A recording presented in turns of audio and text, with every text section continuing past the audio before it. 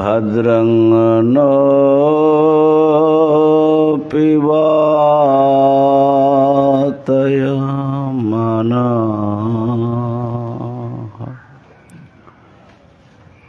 ॐ शान्तिः शान्तिः शान्तिः।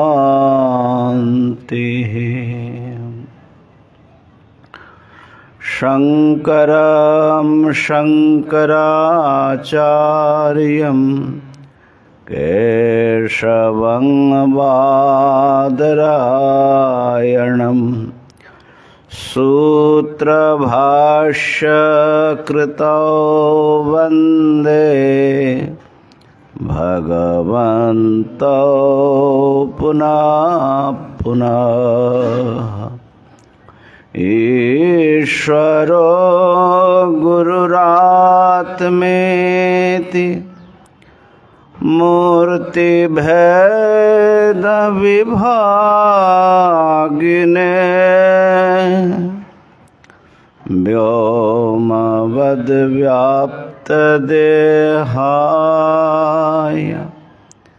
दक्षिणामूर्तये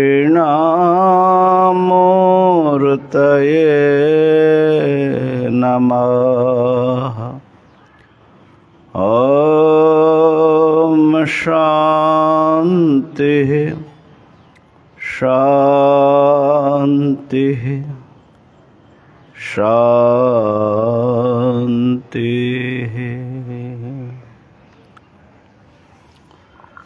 हरि ओम हरि ओम हरि ओम। विवेक चूड़ामणि के अंतिम जीवन मुक्त के ब्रह्मज्ञ के लक्षण का वर्णन चल रहा है। जीवन मुक्त महापुरुष का अंतर और बाह्य स्थिति कैसा होता है, कैसी होती है। तो पहले शिष्य ने अपना ब्रह्मानुभूति बताया। इससे भी पहले गुरुजी ने जीवन मुक्ति का लक्षण बताया। फिर शिष्य अनुभव करके अपना विषय अनुभव बताया। फिर गुरुजी ने जीवन मुक्ति का और विशद रूप से वर्णन कर रहे हैं। तो ब्रह्मज्ञ व्यक्ति जो हैं परिपूर्ण होते हैं।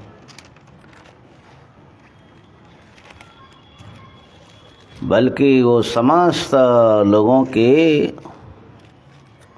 भोग को भी पूर्ण करता है, जिसकी जो जरूरत है। कामान्नी कामरूपी,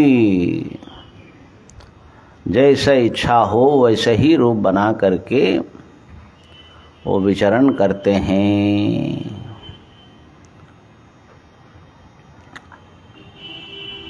उनका बल्कि जैसी कामना करते वही होता है। ब्रह्मज्ञानी जो है सत्य संकल्प होते हैं।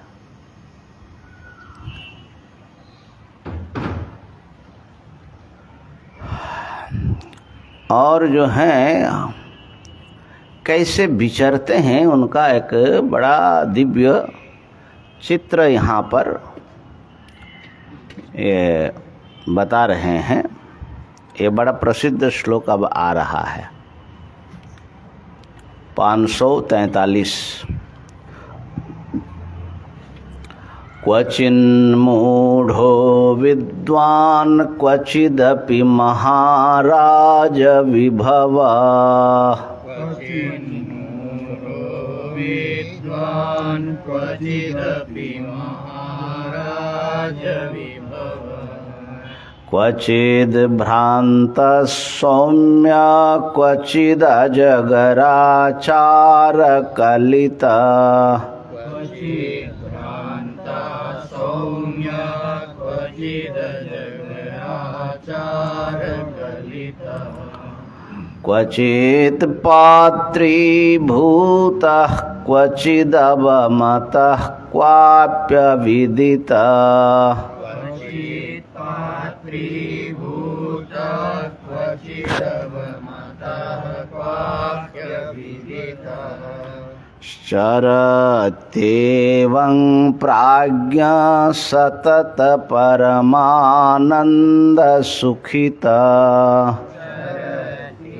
एवं प्राज्ञा सतत परमानन्दसुखितः क्वचिन्मूढो विद्वान् क्वचिदपि महाराज विभवः क्वचिद्भ्रान्तः सौम्यः क्वचिदजगराचारकलितः क्वचित् पात्रीभूतः क्वचिदवमतः क्वाप्यविदितः चरत्येवं प्राज्ञः सतत परमानन्दसुखितः। ऐसे हैं ब्रह्मज्ञानी प्राज्ञ महापुरुष। क्वचिन मूढ़ा, कभी तो मूर्ख जैसा मालूम पड़ता है अज्ञानी जन, मूर्ख जैसे रहते हैं कहीं कहीं, है ना। कदाचित मूढ़ा, क्वचित विद्वान, कहीं पर जो है विद्वान जैसे वो माने अपनी सारी विद्या प्रकट करते हैं, विद्वान बन के विचरते हैं। क्वचिदपि महाराज विभव, कभी तो महाराजा के ऐश्वर्य से संपन्न, बड़े भारी वैभव संपन्न महाराज बन करके विचरते हैं। क्वचित भ्रांतः, कभी तो कहीं पर भटके हुए से लगते हैं कोई भटकता हुआ चल जा रहा है। सौम्य, कहीं बहुत प्रिय दर्शन, बड़े सौम्य महाराज देखने से अरे इतना सुंदर, इतना सौम्य, बड़ा प्रेमी मालूम पड़ता है। क्वचिद अजगराचार कलितः, कहीं पर तो अजगर का आचार, माने अजगर का आचार क्या होता है? अजगर हिलता डुलता नहीं है, मुंह के सामने कुछ आ गया तो खा लिया, पड़े हैं ऐसा ही। ऐसे ही अजगर वृत्ति भी होती है महात्माओं में, अवधूत। तो अजगर वृत्ति मतलब अपने चेष्टा से कुछ खाएंगे पिएंगे नहीं, कहीं बैठ गए, आया तो ठीक है, खिलाया तो ठीक है, नहीं तो आने पर भी नहीं खाते, खिलाना पड़ेगा। मुंह के सामने आएगा तब ना खाएगा, अपना हाथ पैर मारने से अजगर आचार नहीं होता है। क्वचिद अजगराचार कलितः, क्वचित पात्रीभूतः, कहीं पर जो बड़े सम्मानित पात्र माने योग्य व्यक्ति के रूप में सम्मानित हो रहे हैं। क्वचिद अवमतः, कहीं पर दुष्ट लोग जो है, जो इनको समझे नहीं या उनसे द्वेष रखने वाला अपमान कर रहे। क्वापि अविदितः, और कहीं पर तो कोई जानता ही नहीं है, कहाँ पड़े हैं कैसे हैं कोई जानता ही नहीं, अविदिता, अज्ञात। एवं प्राज्ञः चरति, इस प्रकार से ज्ञानी विचरण करते हैं, लेकिन सतत परमानंद सुखितः, अपने भीतर सतत उनका परमानंद से सुखी रहते हैं, क्योंकि उस स्वरूप की प्राप्ति हो गई ना। ये श्लोक बहुत बड़े बड़े महापुरुषों के प्रवचन में भी मैंने सुना, बहुत बढ़िया श्लोक है। ज्ञानी कैसा होना चाहिए बाहर से कुछ पता नहीं लग सकता, अभी ऐसा जो सब पात्र चरित्र जिनमें दिखाई पड़ रहा है, आप कैसे पहचानोगे उसको? और सब माने विपरीत विपरीत, मूढ़ और विद्वान, महाराजा की तरह ऐश्वर्य संपन्न, भटका हुआ पागल जैसा, कहीं पर बड़े सौम्य सबसे मिलजुल करके रहने वाले, कहीं अजगराचार में पड़ा है खाने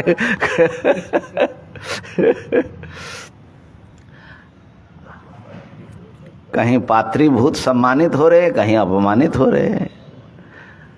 इसलिए भाष्यकार कई जगह पर ये कहते हैं कि भाई देखो, ज्ञान जो है वो स्वसंवेद्य होता है, वो व्यक्ति खुद ही जानता है कि वो ज्ञानी है या नहीं। बाहर के आचरणों से आप अंदाजा लगाएंगे तो कोई गारंटी नहीं है कि आप जो है सही ज्ञानी को पहचान लेंगे, क्योंकि बिल्कुल विपरीत चल सकता है।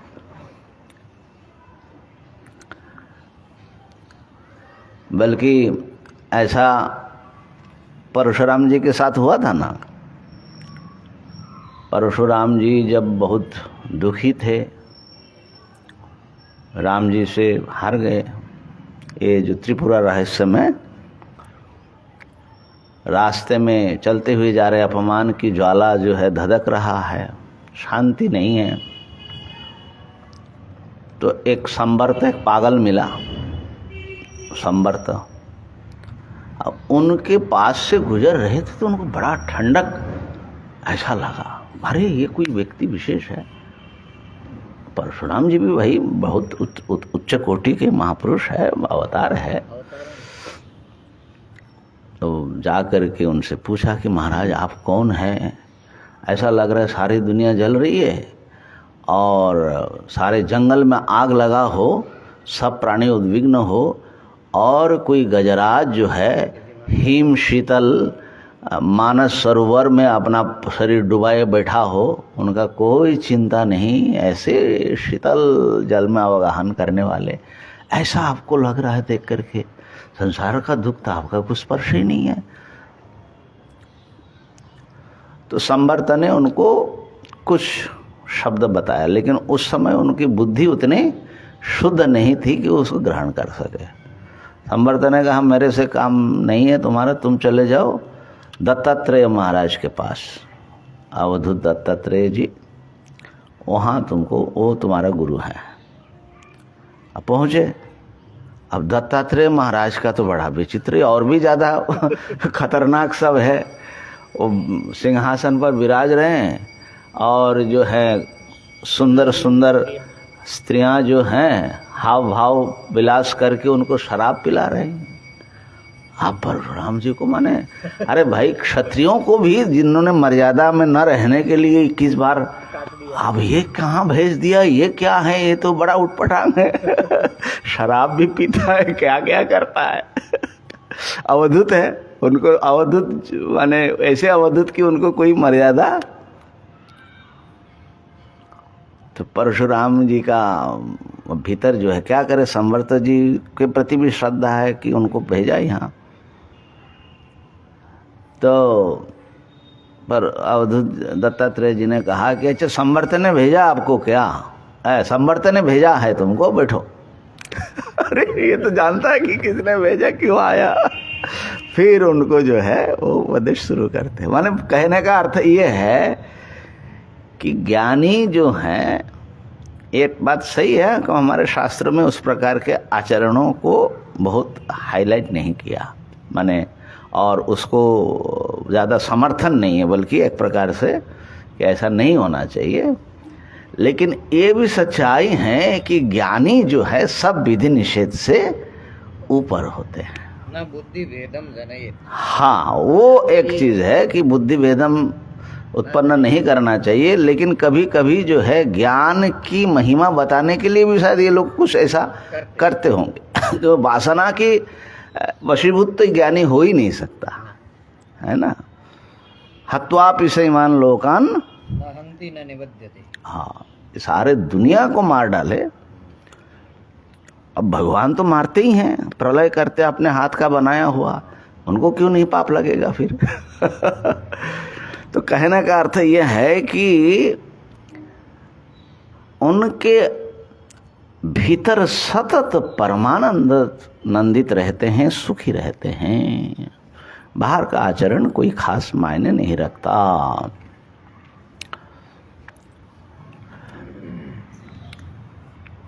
निर्धनोऽपि सदा तुष्टो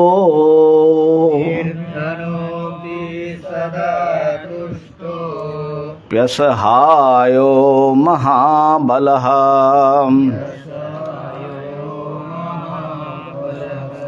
नित्यतृप्तोऽप्यभुञ्जानो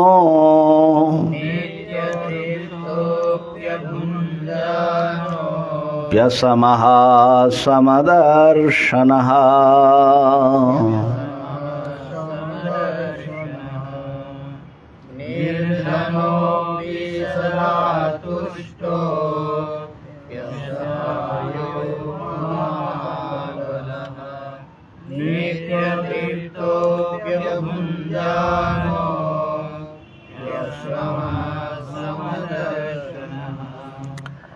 निर्धनः अपि, एक कौड़ी भी, फूटी कौड़ी भी अपने पास नहीं रखता हो, निर्धनः, परंतु सदा तुष्टः, ब्रह्मानंद धन से, परम धन से धनी है। हाँ, सदा तुष्ट। असल में धनवान सदा तुष्ट किधर से होगा? उनको तो फिकर लगा रहेगा ना, क्यों धन से तुष्टि जिसको मिलेगी सदा तुष्टि तो हो ही नहीं सकता है, डिपेंडेंट है ना, परतंत्र है। ये नहीं कह रहे कि आप धन छोड़ दो क्यों, ब्रह्म ज्ञानी की बात है। हाँ, धन छोड़ सकते हैं अगर ईश्वर के ऊपर पूरा आप आश्रित हो जाए तो योगक्षेमम, माने बड़ा धन मिल जाए, या तो ब्रह्म मिल जाए या भगवान का आश्रय मिल जाए, तब तो फिर धन की कोई परवाह नहीं है। देखा दो नहीं तो हाँ क्या क्या क्या तो देखा तो नाले टाका दो। अच्छा अरे भैया ऐसा नहीं, ऐसा नहीं। तो टाका दे देंगे लेकिन देखा नहीं देंगे ना, फिर क्या करोगे? फिर जब मृत्यु आएगा, व्याधि आएगी, तब क्या करोगे? टाका तुम्हारा क्या करेगा? असहायो महाबलः, कोई दूसरे के सहारा उनको लेना नहीं है और है नहीं, मान लो अकेला रहता है, लेकिन बल कैसा है उनका? महाबलः।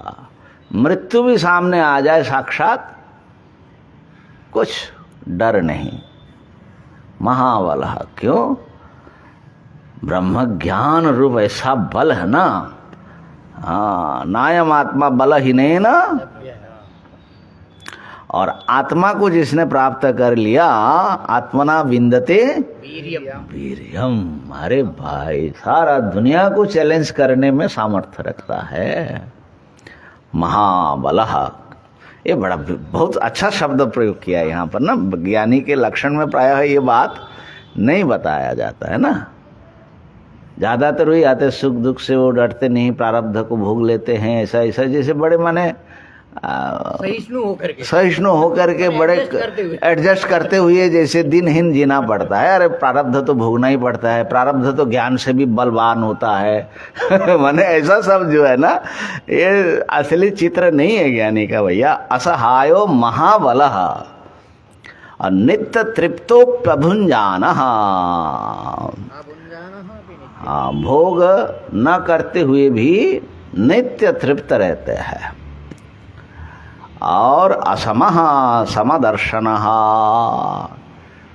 वो दूसरे किसी व्यक्ति के समान नहीं है, उनके समान कोई दूसरा नहीं है। माने दूसरा ज्ञानी होगा तो बात अलग है, बाकी देखो तो अज्ञानी कोई उनके असम, असम शब्द यहाँ पॉजिटिव अर्थ में, उनके बराबर कोई नहीं है।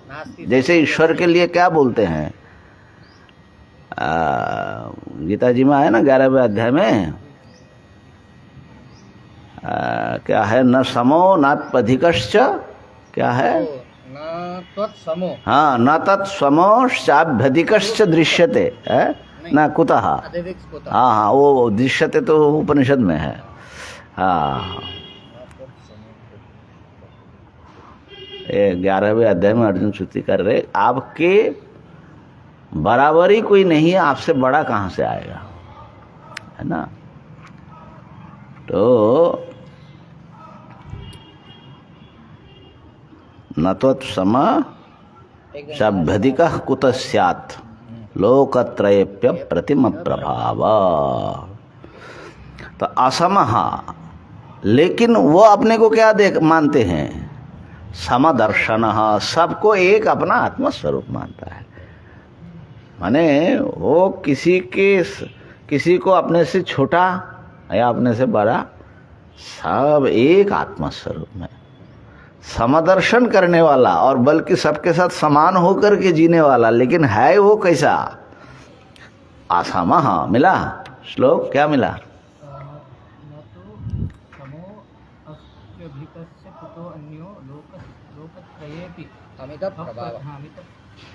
अप्रतिम प्रभाव। न त्वत्सम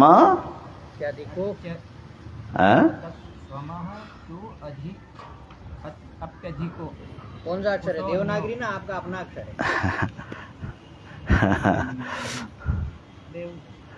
न तत्समश्च, मुझे वो बार बार उधर चला जा रहा है ना उपनिषद में। न त्वत्समोऽस्त्यभ्यधिक कुतोऽन्यो लोकत्रयेऽप्यप्रतिम प्रभाव। न त्वत्सम, न पूरा श्लोक शुरू हो रहा है वहां से। न त्वत्समो ना वो, हाँ, पितासि लोकस्य चराचरस्य त्वमस्य पूज्यश्च गुरुर्गरीयान् न त्वत्समश्चाभ्यधिको न त्वद्भ्यधिक कुतोऽन्यो। ये क्यों छूट रहा है, देखे जरा। हाँ, न तत्समोस्त्यभ्यधिक कुतोऽन्यो, अच्छा वो चकार आ जा रहा है ना। न त्वत्समोस्त्यभ्यधिक कुतोऽन्यो लोकत्रयेऽप्य प्रतिम प्रभाव। हाँ हाँ, कुतः अन्य, आपके समान ही जब नहीं, आपसे बड़ा और कहाँ से आएगा। तो अब देखिए, विद्वान के लिए कह रहे कि असमः, इनके समान कोई नहीं है, ठीक है ना। इनके समान क्या दिया, हमारे बुक में दिया विषम भाव से बरतता हुआ भी समदर्शी होता है। ऐसा दिया, अरे तो बहुत हल्का कर दिया अर्थ तो। हाँ, असमः, हाँ, जो असम है और समदर्शी है ना। असम तो समो, हम कह रहे हैं कि नास्ति समः यस्य, वो असमः, उनके समान कोई दूसरा नहीं है। लेकिन वे जो है समदर्शी हैं, अपना जैसा दिखते हैं। समदर्शी तो खैर है ही है, वो तो प्रसिद्ध ही है। तो भगवान उनके समान है कि नहीं है? हाँ, बस इसलिए वो चूंकि ब्रह्म से, आत्मा से, ईश्वर से एक है और सर्वात्मा है, इसलिए उनसे बड़ा या उनके बराबर भी कोई दूसरी सत्ता नहीं है। आत्मा के बराबर, ब्रह्म के बराबर और कोई दूसरी सत्ता है क्या? नहीं। तो असमः समदर्शनः। हाँ, वो बढ़िया है। नारायणो हम नरकांतो महेश्वरो हम, है ना। तो अभी देखिए, ये जो पूर्व का जो श्लोक था, विद्वान कैसे जैसे चाहे बरत रहे हैं, यहाँ पर भी बताया असहायो महाबल।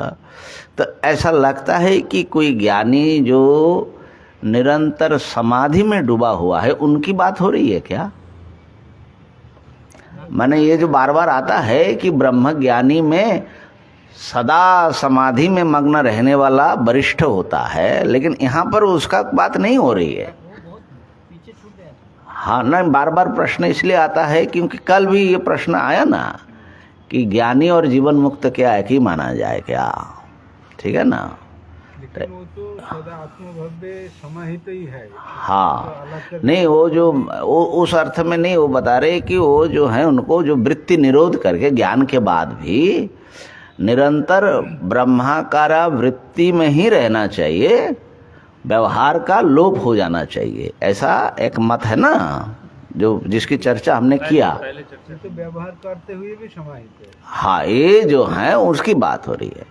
और समाहित हो न हो उस पर कोई विशेष कोई बात नहीं है।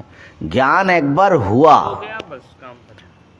तो हाँ समाहित, हाँ इनका समाधि मतलब जो इनका वही भाव ही समाधि, मतलब वही समाधि। हाँ मतलब माने आप जो है ब्रह्ममयानंद हैं, इसको कभी भूलते हो क्या? ऐसे ही मैं ब्रह्म हूँ वो कभी नहीं, बस ऐसे ही समाधि, इसी का नाम समाधि है, यही उनका समाधि, यही उनकी समाधि। चराचर में ये सचराचर हम लोग जो समाधि सोचते हैं, हाँ ये समाधि बहुत निर्मोह है।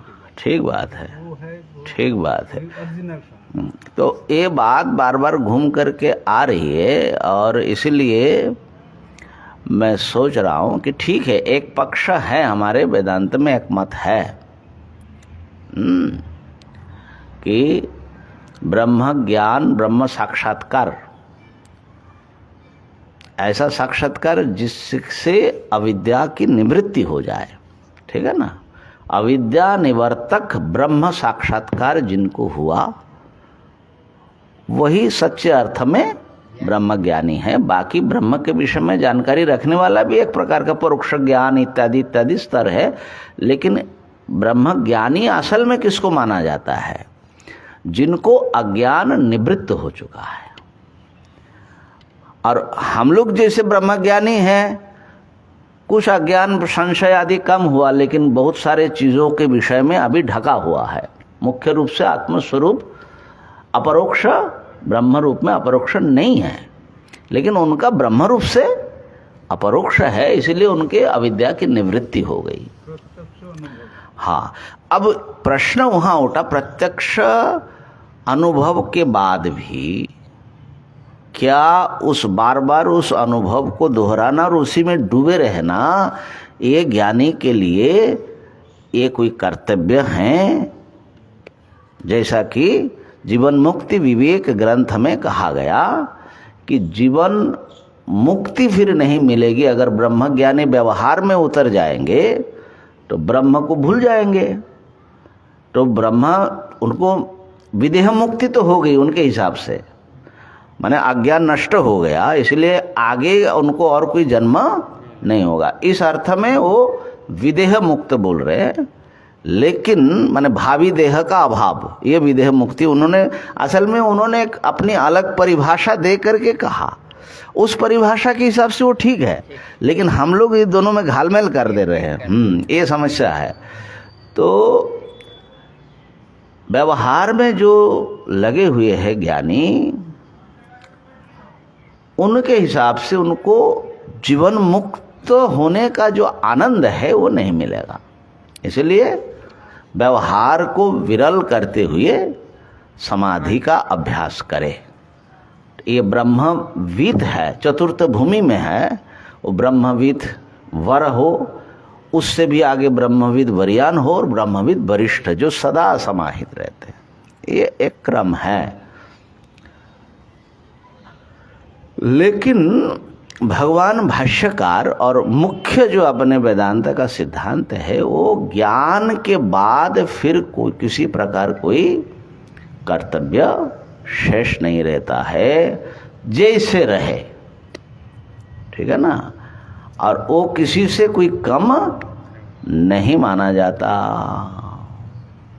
हाँ, शरीर में रहते हुए भी वो असल में अशरीर है, इसीलिए तो जीवन मुक्त कहा जाता है।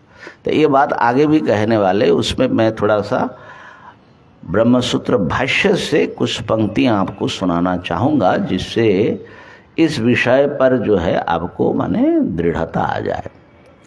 अच्छा, 545 श्लोक देखिए। अपि कुर्वन्न कुर्वाण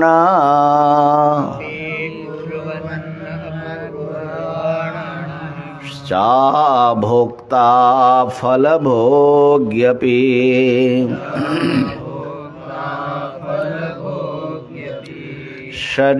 शरीर्यप्येष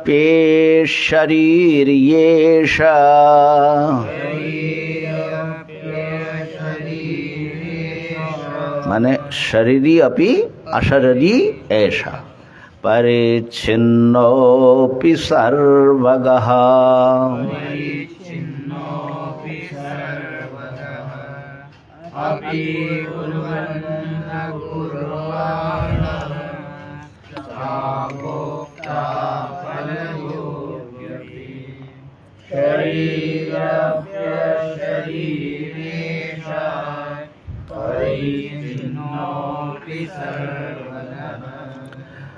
कुर्वन अपि कुर्वन अकुर्वाण, करता हुआ भी असल में वो अकर्ता है। गीता जी में भगवान ने खूब इसको 5वें अध्याय में अभी आएगा, तो उसमें जो है पश्यन, शृण्वन, स्पृशन, जिघ्रन, ये सारे क्रियाओं को एक एक इंद्रियों का गिन लिया, लेकिन नैव किंचित कुछ भी नहीं करता हूं। तो ज्ञानी करता हुआ भी अकर्ता, भोगता हुआ भी अभोक्ता, अफलभोगी है ना। भोक्ता हैं मान लो, फलभोगी हैं, अथवा ऐसा ले लो फलभोगी हैं, प्रारब्ध कर्म का फल दिख रहा है कुछ सुख दुख का शारीरिक रूप से, लेकिन अभोक्ता है ना। इसलिए जो है वो दुर्वासा जी ने कह दिया कि हमने कभी खाया ही नहीं, अब इतना सब खा गए हैं सामने। शरीरी अपि, दिखने में तो शरीरी है, देह वाला है, लेकिन असल में क्या है? अशरीरी, देहातीत सत्ता है। ऐसा अब परिच्छिन्नोपि सर्वगः, एक सीमित देश काल में बैठ करके व्यवहार कर रहा है, लेकिन वो इतने में सीमित, ये सर्वगत है। यानी क्या माने अनुभव, अंतर अनुभव कैसा है? हाँ, अशरीरम सदा संतम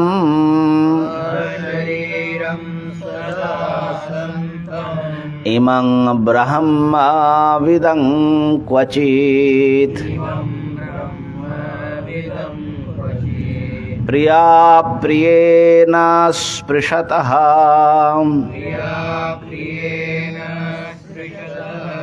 तथैव च शुभाशुभे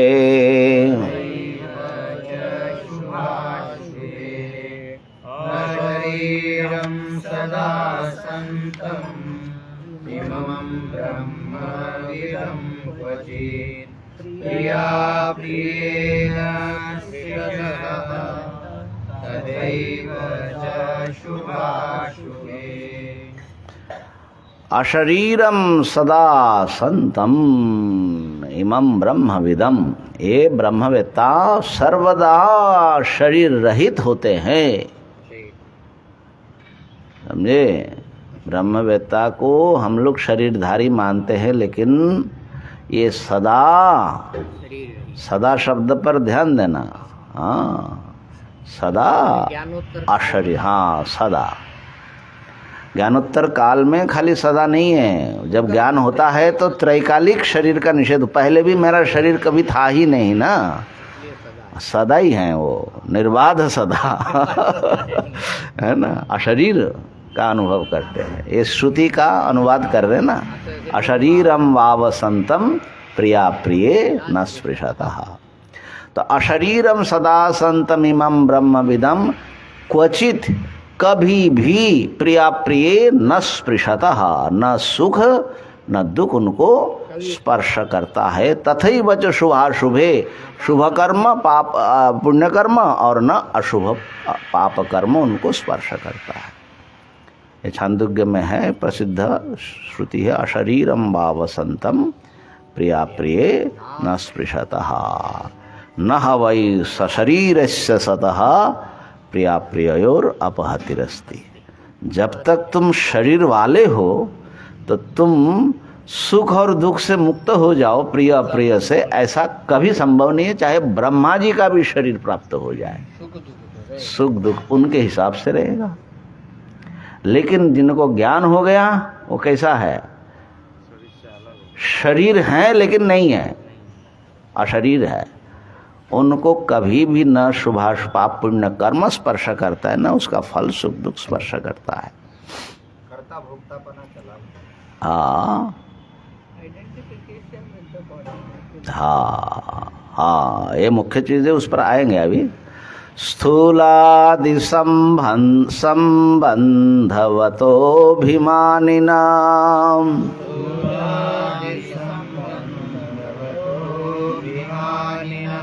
सुखं च दुःखं च शुभाशुभे च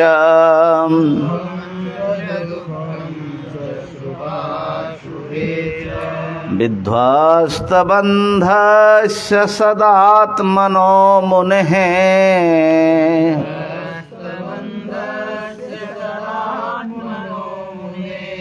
कुतः शुभं वाप्यशुभं फलं वा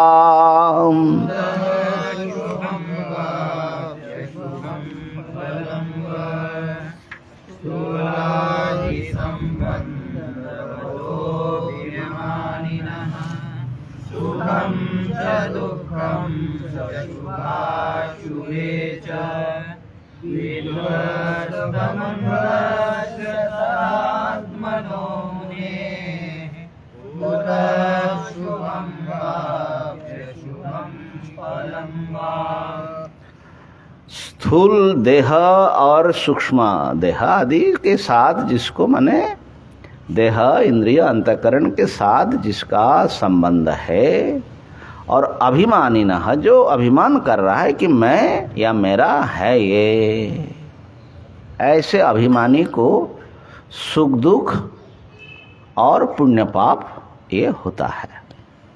ठीक है ना, कर्म और उसके फल से वो संबंधित होते हैं, क्योंकि वो देह इंद्रिय अंतःकरण से जुड़े हुए हैं। विध्वस्त बंधस्य, जिनका बंधन ये देहादि सारा सब ध्वस्त हो गया, विध्वस्त हो गया, खाली ध्वस्त नहीं विध्वस्त हो गया, माने ऐसा रोंदा कि फिर कभी सर उठा नहीं सकता, मूल कारण सहित रोन डाला ना। सदात्मनः, जो सत्स्वरूप आत्मा, जिनकी सद्वस्तु ही आत्मा हो गई, सदात्मा।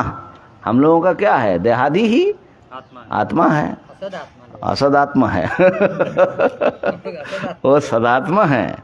ऐसा मुने है, ऐसा ज्ञानी जो है, कुतः शुभम वा अशुभम वा फलम वा, कहाँ से पुण्य आएगा, कहाँ से पाप आएगा, कहाँ से फल होगा।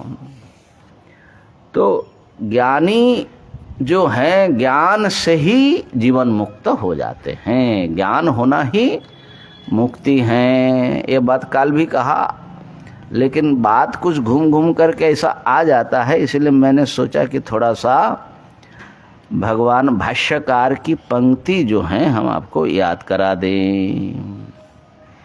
प्रथम अध्याय के ये माने चौथा सूत्र है, तत्व समन्वयात पर भाष्य है।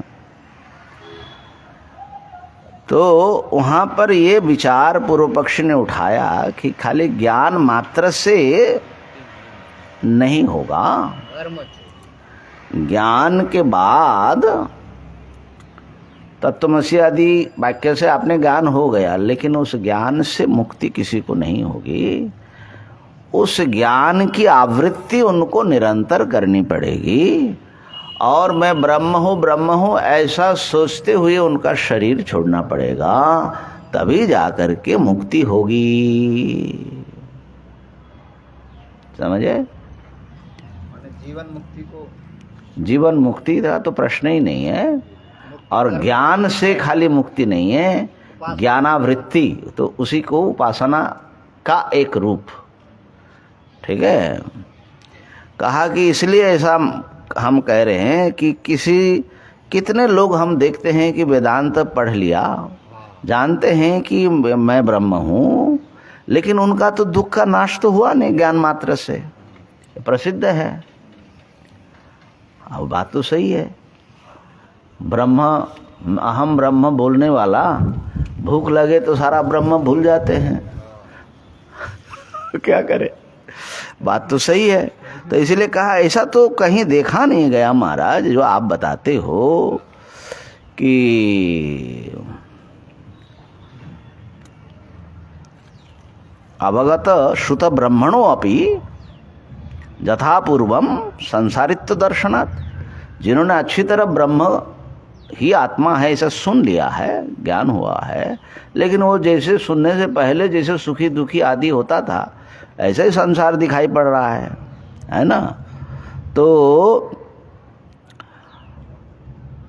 इसलिए ये ब्रह्म ज्ञान ऐसा नहीं है जैसे रज्जु स्वरूप का, माने सिद्धांति ने कहा था रज्जु को एक बार देख लिया तो सर्प भ्रम एक बार में टूट गया। तो कहा कि ये ऐसा नहीं है, वो अलग चीज है। और यहाँ पर आपको जो है प्रत्यय की आवृत्ति करनी पड़ेगी।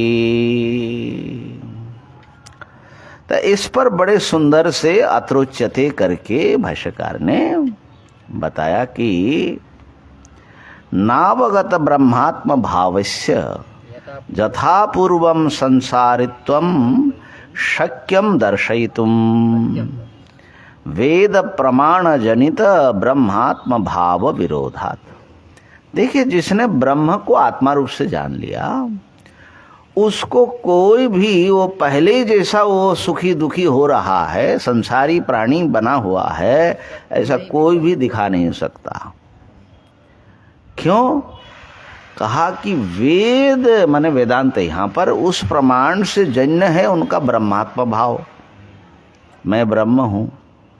और जो मैं ब्रह्म हूँ इस अनुभव को प्राप्त किया है, उसमें मैं सुखी हूँ दुखी हूँ ये सब जो लाना है ये कहाँ से आएगा? वो तो आने नहीं देगा ना। बात पकड़ में आई ना? क्योंकि जो अपने को शरीर आदि में आत्मबुद्धि जो रखा हुआ है वही उसी को दुख होता है, भय होता है, ये तो प्रत्यक्ष दिखाई पड़ता है। और वो जो है शरीर आदि में जो आत्मबुद्धि है वो मिथ्या ज्ञान है। और ब्रह्म ज्ञानी को मिथ्या ज्ञान की निवृत्ति हो गई। ये समझ लेना कि जिनको मिथ्या ज्ञान मिट गया है उनके लिए ही ज्ञानी शब्द का प्रयोग हो रहा है। अब उसको फिर दुख भय ये सब किधर से कल्पना करोगे? हाँ, एक उदाहरण दिया बड़ा सुंदर। कहा कि कोई धनी था, गृहस्थ व्यक्ति था, और उसको जो है धन का अभिमान भी था। अब उसके धन जो है अपहरण हो गया, लूट गया। धनापहार निमित्तम दुखम दृष्टम, क्योंकि वो मेरा धन लूट गया।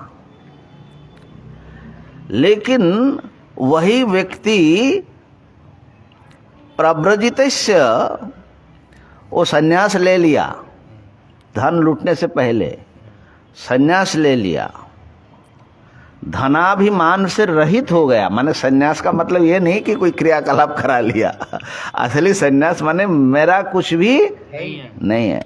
तो धनाभिमान रहितस्य तदेव धनापहर निमित्तम दुखम भवति किम। अरे मेरा धन लूट गया, उसको होगा, ये तभी होगा जब मेरा धन समझेगा। और जो मेरा धन नहीं समझेगा उसको तन्निमित्त दुख कहाँ से आएगा? इसी प्रकार जो मैं शरीर या मेरा शरीर है समझ रहा है उसको दुख भय सब कुछ होगा। लेकिन जिसको ये ज्ञान हो गया है ये मैं नहीं हूँ, उसको किधर से लाओगे? ऐसे बड़े सुंदर जो है। और ये भी अशरीरम भाव संतम श्रुति का भी उदाहरण दिया।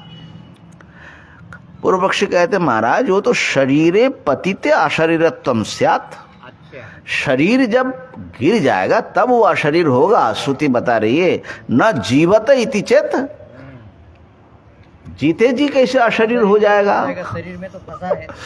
कहा कि ना ऐसा नहीं है, ये जो सशरीर अपने को समझना है, सशरीरत्वस्य मिथ्या ज्ञान निमित्तत्वात्। ठीक। शरीर का होना नहीं होना मायने नहीं रखता। शरीर माने शरीरी बनना ये हकीकत नहीं है, ये भ्रम है, मिथ्या ज्ञान है।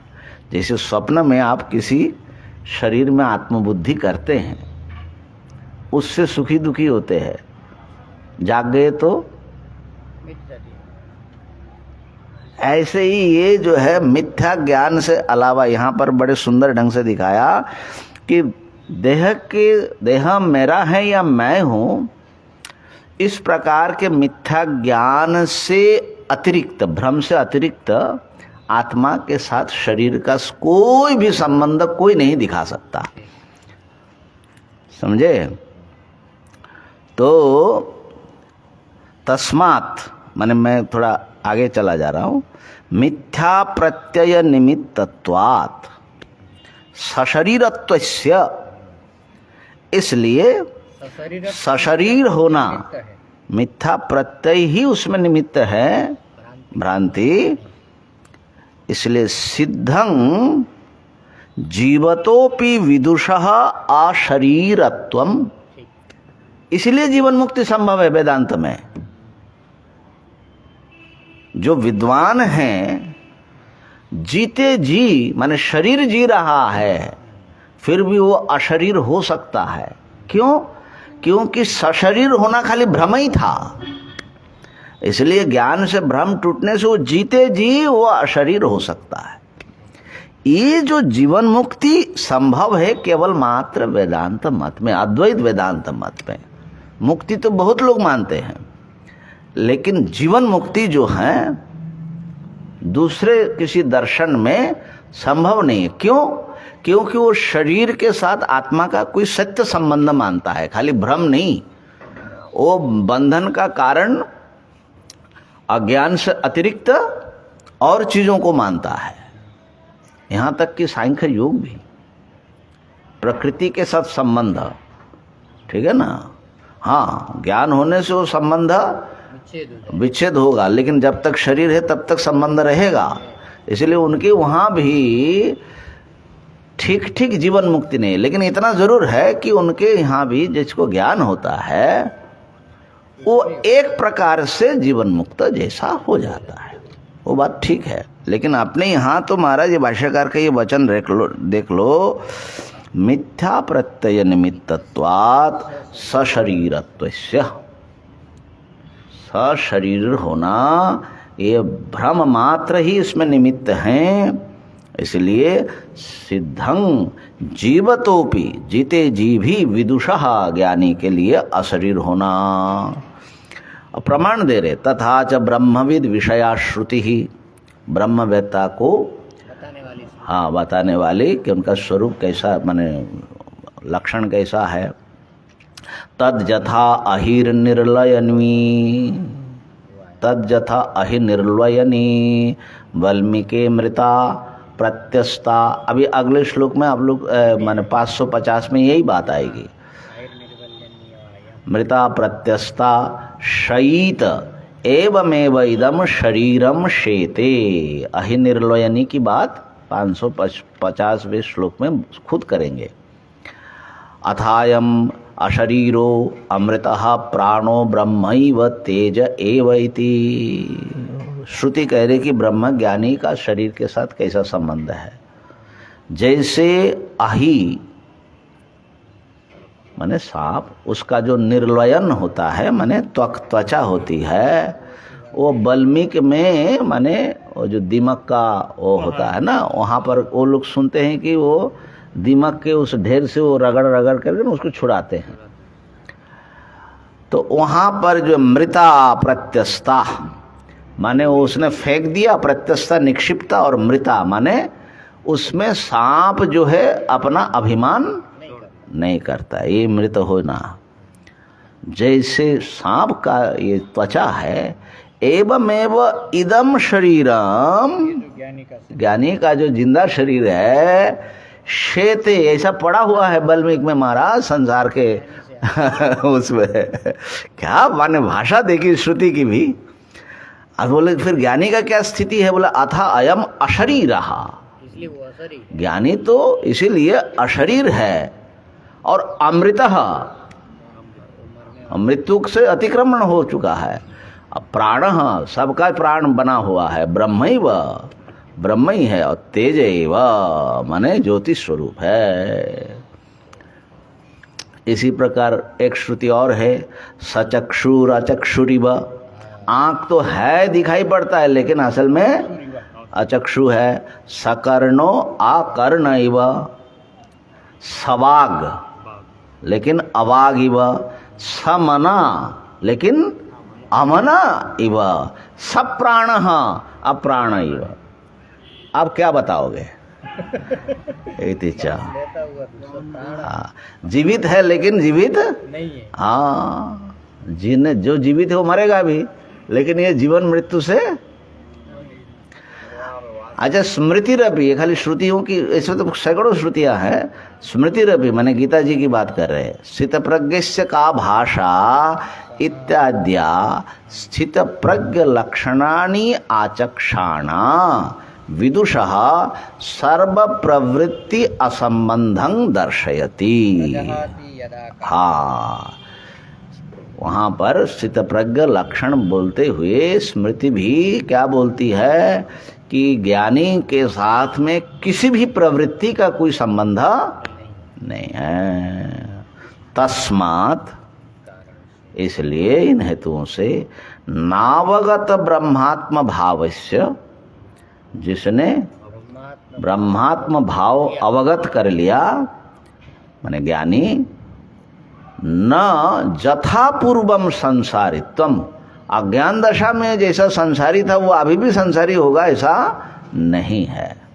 और यस्य तु यथापूर्वम संसारित्वम, दिखता है ना असौ ज्ञानी, ज्ञान के बाद भी यदि उसको ऐसा दिख रहा है तो समझना नासौ अवगत ब्रह्मात्म भाव, उसने अपने आत्मा की ब्रह्म रूपता को अनुभव नहीं किया। इति अनवद्यम, इसलिए इसमें कोई दोष बिल्कुल नहीं है। ठीक है ना। इस प्रकार से तो ज्ञान होते ही, और उनके लिए जो विधि विधान की बात करते हो, ज्ञान के बाद ये करना चाहिए, उनको ध्यान करना चाहिए आदि आदि कहा कि उसमें भी बहुत सारी बातें उठा करके फिर निर्णय देते हैं। तस्माद् अहम ब्रह्मास्मि इत्येतद् अवसाना एव सर्वे विधयः, सारे विधि विधान वहीं तक व्यक्ति के लिए हाँ है, प्रयुक्त हैं, जब तक उसको अहम ब्रह्मास्मि ऐसा अनुभव नहीं होता। सर्वाणि च इतराणि प्रमाणानि, खाली शास्त्र की बात नहीं, अन्य सब प्रमाण भी उनके लिए तभी तक लागू, अज्ञानी के लिए लागू है। क्या है अध्यात्म भाष्य में? अविद्यावद् विषयाणि, हाँ, प्रत्यक्षादीनि प्रमाणानि शास्त्राणि च, ठीक उठा दिया। हाँ हाँ, वो भी है। नहीं अहेय अनुपादेय अद्वैत आत्मावगतौ, जो अद्वैत आत्मा को जान लिया, और अद्वैत आत्मा कैसा है? आत्मा के लिए ना कोई हेय रहा ना कोई उपादेय रहा। निर्विषयाणि अप्रमात्रिकाणि च प्रमाणानि भवितुमर्हन्ति। ये ध्यान देना, प्रमाण जो होता है वो किसी प्रमाता के लिए किसी प्रमेय को जनाता है। जैसे हम लोग प्रमाता है, हमारे लिए नेत्र प्रमाण है, और उसका प्रमेय पुस्तक आदि विषय है। ठीक है, तो कोई भी प्रमाण काम करेगा तो उसको दो चीज की जरूरत पड़ेगी। एक तरफ प्रमाता चाहिए जो प्रमाण व्यापार करने वाला, और किसको जानेगा। ठीक है, अब जिसने हेय उपादेय रहित ब्रह्म को आत्मा रूप में जान लिया तो उसके लिए कोई प्रमाता बचा नहीं, वो प्रमाता नहीं रहा। प्रमाता का मतलब होता है देहेंद्रिय अंतकरण में आत्मबुद्धि करने वाला, अध्यस्त ही प्रमाता होता है। तो निर्विषयाणी, और उसके लिए विषय भी नहीं बचा दूसरा। तो प्रमाण जो है विषय रहित हो जाएगा, प्रमेय रहित हो जाएगा, प्रमाता रहित हो जाएगा। ऐसी स्थिति में वो प्रमाण कहाँ से होगा। इसी बात को ये चौथे सूत्र भाष्य की उपसंहार है। अभी चाहो गौण मिथ्यात्मनो सत्वे पुत्र देहादिबाधनात् सद ब्रह्मात्मा हमित्येवं बोधे कार्यम कथम भवेत्। देखो, पुत्र देहादि का बाधन हो गया, बाधित हो गया, किससे? सद ब्रह्मात्मा अहम इत्येवं बोधे, सद ब्रह्म ही मैं हूं। ऐसा ज्ञान के बाद न उसके लिए पुत्र रहा न देह रहा, क्योंकि उसका बाध हो गया असत्वे। ऐसी स्थिति में कार्यम कथम भवेत, देह अहम समझने वाला कार्य करेगा, ठीक है ना, या देह मेरा समझने वाला कार्य करेगा। तो जिसके लिए न गौण आत्मा पुत्र आदि रहा, न मिथ्या आत्मा देह से लेकर अंतकरण आदि रहा, बाधित हो गया ना। ये ध्यान देना, ज्ञान का स्वरूप ही है अद्वैतम, दूसरा है नहीं, न कर्ता है न विषय है। तो उसके लिए फिर कौन सा कर्म कैसे कार्य होगा कि ये करो। अन्वेष्टव्यात्म विज्ञानात् प्राक् प्रमातृत्वमात्मनः, जब तक आत्मविज्ञान जिसका अन्वेषण हो रहा है उसके विज्ञान से पूर्व तक, जब तक ज्ञान न हो जाए, अन्वेष्टव्य जिसका संधान सबको करना चाहिए, ऐसे आत्मविज्ञान से पूर्व आत्मनः प्रमातृत्वम, व्यक्ति अपने को प्रमाता समझेगा और आत्मा प्रमाता होगा। और अन्विष्टः स्यात्, और जब वो अन्विष्ट हो जाएगा माने ज्ञात हो जाएगा, खोज लिया, तो प्रमाता क्या हो जाएगा? वो प्रमाता ही अन्विष्ट होगा, लेकिन पापम दोषादि वर्जित है, माने वो जो है सुख दुख कर्तृत्व भोक्तृत्व आदि से रहित वो शुद्ध ब्रह्म होगा। तो ऐसी स्थिति में उनके लिए कार्यम कथम भवेत्, कैसे कोई कर्तव्य शेष रहेगा। इसलिए ये भी प्रसिद्ध श्लोक है कि ज्ञानामृतेन तृप्तस्य कृतकृत्यस्य योगिनः नैवास्ति किंचित कर्तव्यम अस्ति चेन न स तत्त्ववित्। ज्ञानामृत से जो तृप्त हो गया, अगर अतृप्त है, ज्ञान हुआ अतृप्त है, माने अतृप्ति का मतलब है कि कुछ अज्ञान है, माने वो संतुष्ट नहीं है का मतलब क्या? ज्ञान जिसको पूर्ण ज्ञान हो गया, भाई हम उस ज्ञान की चर्चा कर रहे हैं, कभी ज्ञान है, हाँ, तो अगर उसमें कुछ कमी है तब तो ठीक है बात आपकी, लेकिन ज्ञानामृतेन तृप्तस्य, जो संतुष्ट हो गया, हम ब्रह्मास्मि, ज्ञान होते ही संतुष्ट, अकृत कृत्यस्य, सारा कर्तव्य उसका किया हुआ हो गया योगी, उसको नैवास्ति किंचित कर्तव्यम, कुछ भी उसके लिए कर्तव्य नहीं बचता। अस्ति चेत, अभी भी अगर उसको कुछ कर्तव्य है तो वो तत्ववेत्ता नहीं है। इसलिए ज्ञानी ही जीवन मुक्त हो सकते हैं, ज्ञान मात्र से ही व्यक्ति मुक्त हो जाता है। इस बात को कल भी हम देखेंगे। ओम पूर्णमदः पूर्णमिदं पूर्णात् पूर्णमुदच्यते पूर्णस्य पूर्णमादाय